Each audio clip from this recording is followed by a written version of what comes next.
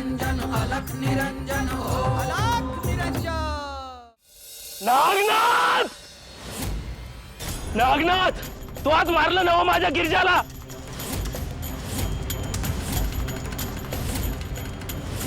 अहो पाटील, असं काय बोलताय? माझा मुलगा असं का करेल? तुम्ही नागनाथवर उगाच काही आरोप करू नका. मला ठाव आहे, हे नागनाथच काम आहे. नागनाथने काहीच केलं नाहीये पाटील. आम्ही सगळे घरातच हे होतो. कोशधर्मा, तू का बस. हे बघा गावकरी हो, मी म्हणलं नव्हतं यो नागनाथ चेटूक करतो, आणि त्याला चेटूक करण्यापासून कोणी विरोध केला तर तो त्याला संपवतो. आधी त्या गजप्पाला मारलं, मग लख्याला, आणि आता माझ्या गिरजाला.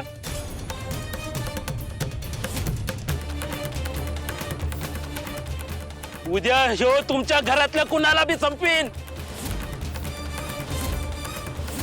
पर म्या हे होऊ द्यायचो नाही. नागनाथ, म्या तुला जिद्दा सोडायचो नाही. नागनाथ, सोडा, सोडा मला.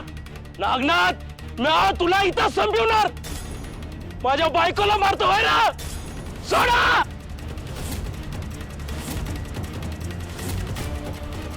पाटील आणि पाटलीन बाईसनी बघा. वय पाटील, सोडा मला.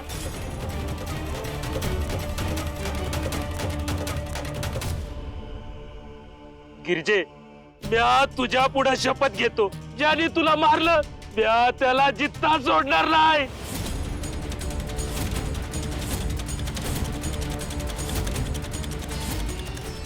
गिरजे,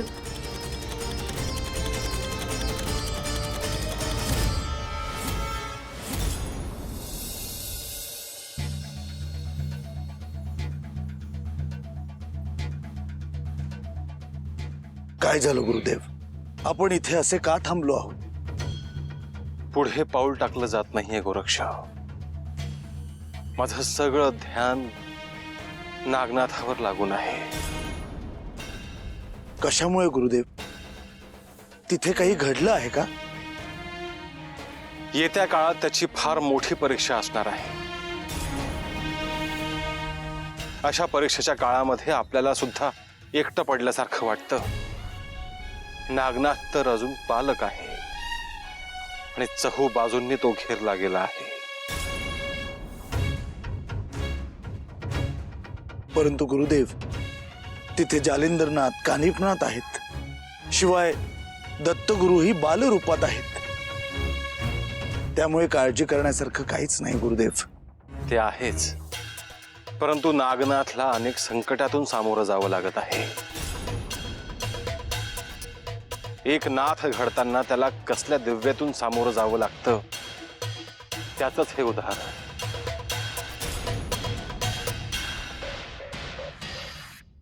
या अनुषंगाने मलाही माझं बालपण आठवलं गुरुदेव. मीही अशा प्रसंगांमधून गेलो होतो. भविष्यात नागनाथला याहूनही मोठ्या संकटांना सामोरे जायचे आहे. आता एकच नाथ अवतरण्याचे बाकी आहेत.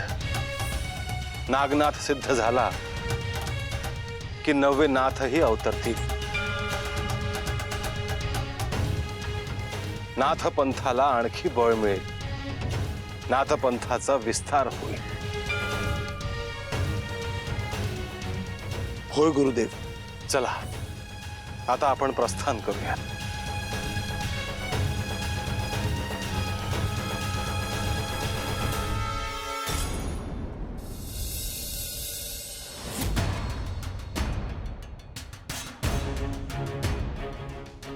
गुरुदेव, आपण आज्ञा केली त्याप्रमाणे आम्ही त्या माऊलीला त्या अघोरीच्या बंधनातून मुक्त केला आहे आणि तिला घरी जायला सांगितलं आहे.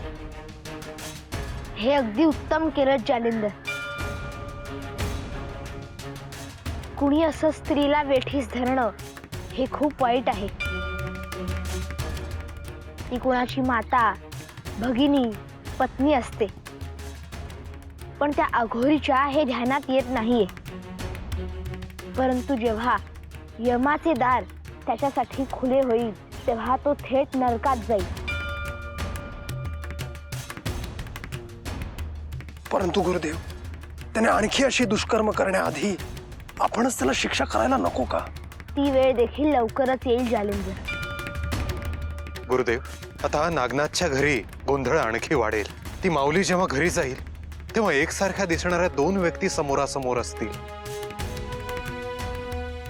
या अशा प्रकारामुळे गावात याआधीही एक मृत्यू झालेला आहे.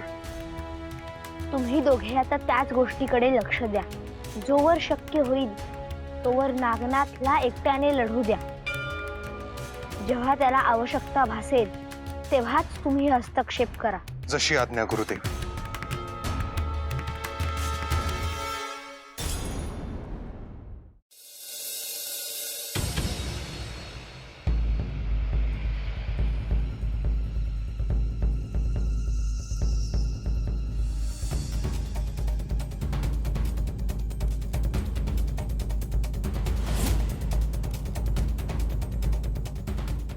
आत्याबाई, अहो अहो कुठे होता एवढा वेळ तुम्ही? घरचे किती हुडकायला लागलेत तुम्हासनी. आम्ही बी होतो त्यांच्या संगती तुम्हाला हुडकाया. पार वनापर्यंत जाऊन आलो आम्ही. वनात तुम्ही नाही ग बसल्या, पर भलतीच भानगड झाली या. वय वनात गिरजा का मरून पडल्या होत्या. कोणी काय केलं काय ठाव नाही बघा. घरच्या समद्यासनी तुमचीच काळजी होती. पहिल्यांदा तुम्ही घरला जावा. वय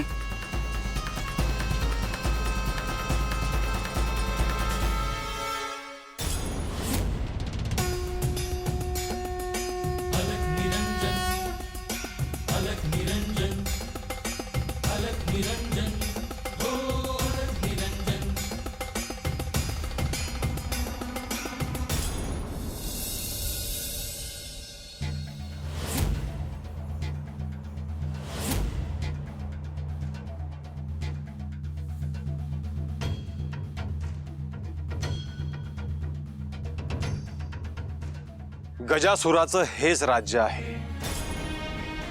आपण त्याच्या राजधानीच्या सीमेवर येऊन पोहोचलो आहोत. गुरुदेव, आपण राजधानीत जाऊन येऊयात का?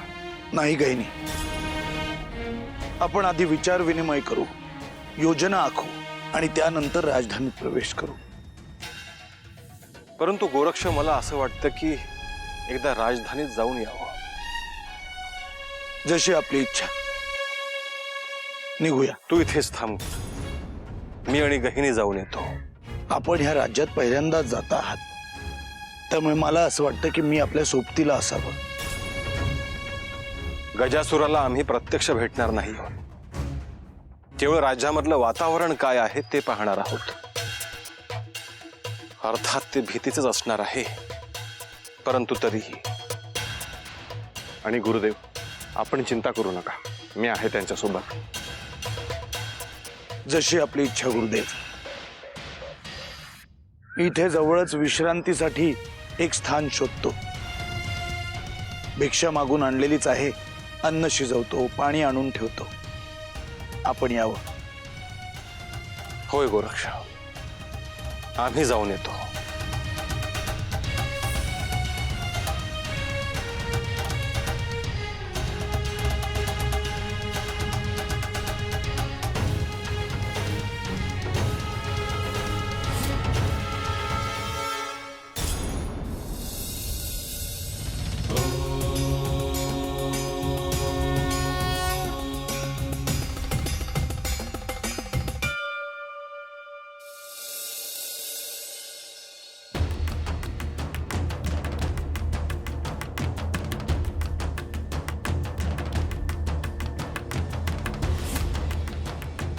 गहिनी, हाच आहे त्या गजासुराचा राजवाडा.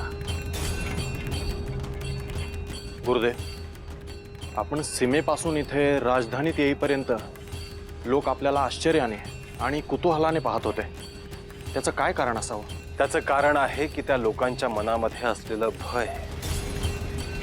कारण ह्या राज्यामध्ये संत, विभूती, तपस्वी अथवा ऋषी मुनी यांना येण्यास अनुमती नाही. त्या गजासुराने त्यांची साधना स्थळ, प्रार्थना स्थळ सगळी उद्ध्वस्त केली आहेत. शिवाय या राज्यामधली जी मंदिरं आहेत ती देखील त्याने तोडली आहेत. त्यामुळे लोकांना असं वाटलं असेल की या राज्यामध्ये इतक्या निर्भयपणे हे लोक आलेत कसे. मला वाटतं आपण इथे राजधानीत न थांबता बाहेर जे वन आहे तिथे जाऊन राहावं. मी गोरक्षला तसं स्थान शोधायला सांगितलं आहे. त्याने संकेत दिला की आपण तात्काळ तिकडे निघू.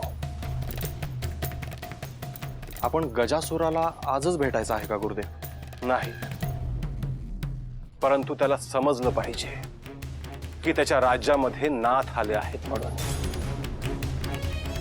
द्वारपालांनो, तुमच्या गजासुराला सांगा की त्याच्या राज्यामध्ये नाथ आले आहेत आणि लवकरच ते त्याला भेटायला सुद्धा येणार आहेत.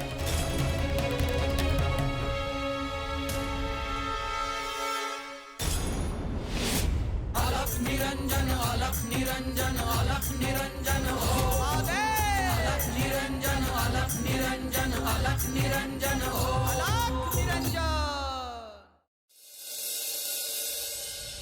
गुरुदेव, आपण राज्याच्या राजधानीत जाऊन आलात. तिथली परिस्थिती नेमकी कशी आहे? आपण जो विचार केला होता तशीच अवस्था आहे गोरक्ष. त्या गजासुराचं भय लोकांच्या मनामध्ये आहे. ते भय आपण घालवू शकतो गुरुदेव. त्यासाठी आधी त्या गजासुरालाच भेटलं पाहिजे. त्या गजासुराच्या भयामुळेच नाईलाजाने लोकांनी त्याला राजा म्हणून स्वीकारला आहे. गुरुदेव, गजासुराला भेटायला जाताना आपण सगळ्या लोकांना सावध करायला हवं. त्याला असं वाटायला हवं की आपण सगळ्या लोकांना सोबत घेऊन ते करतो आहोत. होय गोरक्ष, हे योग्य होईल. गुरुदेव, मला वाटतं आपण विलंब नको करायला. गुरुदेव, जर आपली आज्ञा असेल तर आपण त्वरित गजासुराला भेटायला जाऊ शकतो.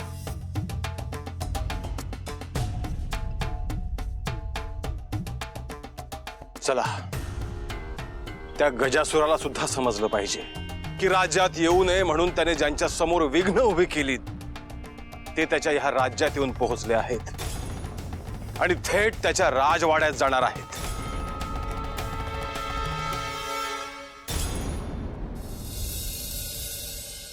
दादा, ओ दादा, आहेत ना समजे घरात? बापू, काय रे, काय झालं?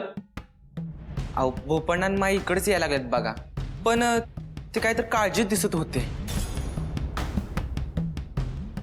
काय झालंय नेमकं? म्हणजे काही बोलले का? तसं काय बोलले नाही, पण मला म्हणाले तू मोरव आणि समजासनी सांग की आम्ही येतोय म्हणून. अहो, काय झालं असेल हो? नाही म्हणजे काळजीचं काही नसेल ना? आल्यावरच कळेल ते. बापू, तुला कुठे भेटले? अहो, गावच्या बाहेर कुठेतरी गेले होते आणि ते माईला आणायला गेले आणि मला इकडे धाडलं.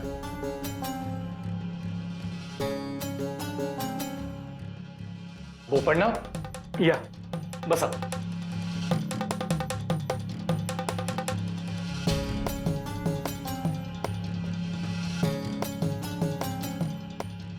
भोपण्णा फार थकलेले दिसत आहे. काय झालंय? मी दर्शनासाठी मंदिरात गेलो होतो. तिथे नदीच्या काठी मला एक यती भेटले. ते मला म्हणाले की मला श्रीपादला भेटायचं आहे. आजोबा, येती म्हणजे काय? तू गप ग जरा. अण्णा, कोण होते ते? मी त्यांना विचारलं, पण त्यांनी काहीच सांगितलं नाही. एवढंच ना, तुम्ही नका काळजी करू. मी जातो श्रीपादला घेऊन तिकडे. त्यांनी श्रीपादला एकट्यालाच बोलवलंय. काय? त्यांनी श्रीपादला मध्यरात्री नदीकाठी भेटायला बोलवलंय. नाही बाई, मी काही मध्यरात्री श्रीपादला एकट्याला नाही जाऊ द्यायची. बोपण्णा, त्यापेक्षा त्यांना तुम्ही आपल्या इथेच का नाही बोलवलं? हो ना, ते जर घरी आले असते तर त्यांचं चांगलं आदरातिथ्य तरी केलं असतं ना आपण.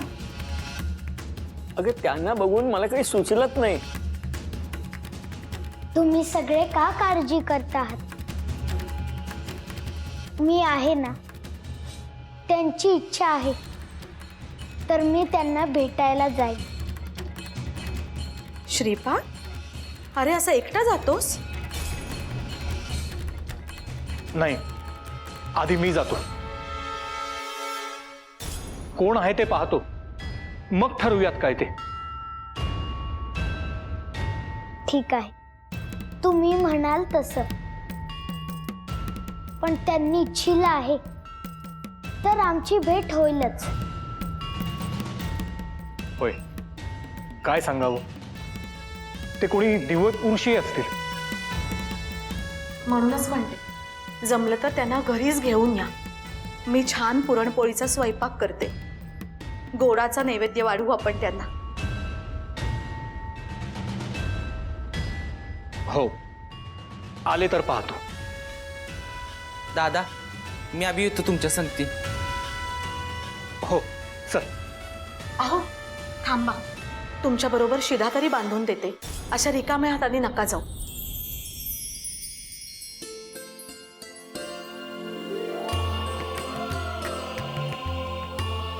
ते नाही चाले इथे तर त्यांना हे द्या. आणि हे बघा, त्यांना जे काही असेल ना ते स्पष्टपणे विचारा. उगीच कोणाचा कोप नको. चल बापू, चल.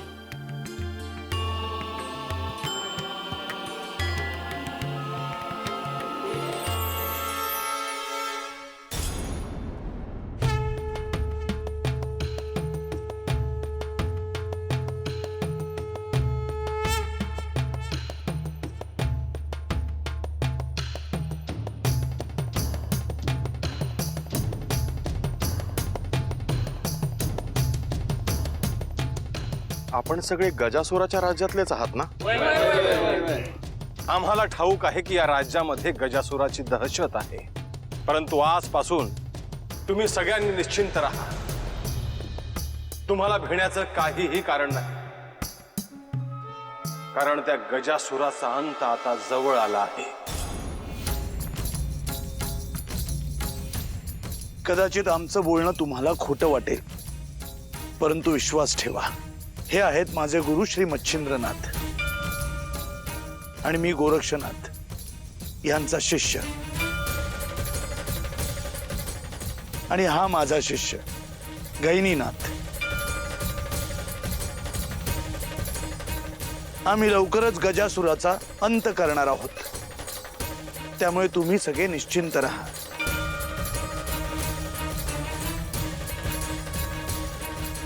सुखी राहा.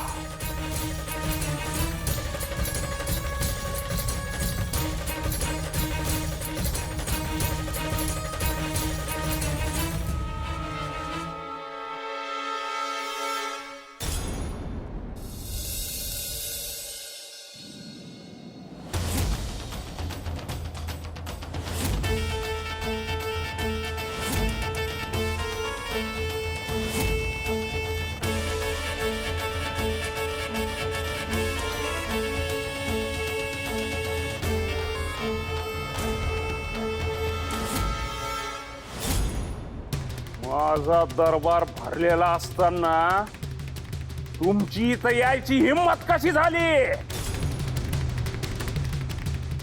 माझ्या राज्यात तुमच्या सारख्या साधूंना परवानगी नाही, हे माहित नाही का तुम्हाला? कोण आहेत कोण तुम्ही? आम्ही आमची ओळख तुला सांगण्याची पात्रता तुझ्यामध्ये नाही गजासुरा. तरीही नाथपंथाचं सौजन्य म्हणून सांगतो, हे माझे गुरु श्री मच्छिंद्रनाथ आणि मी त्यांचा शिष्य गोरक्षनाथ. आणि हा माझा शिष्य गहिनीनाथ. आम्ही तुला हे सांगायला आलो आहोत की तुझा जो उन्मत्तपणा तू चालवला आहेस तो तू त्वरित थांबव.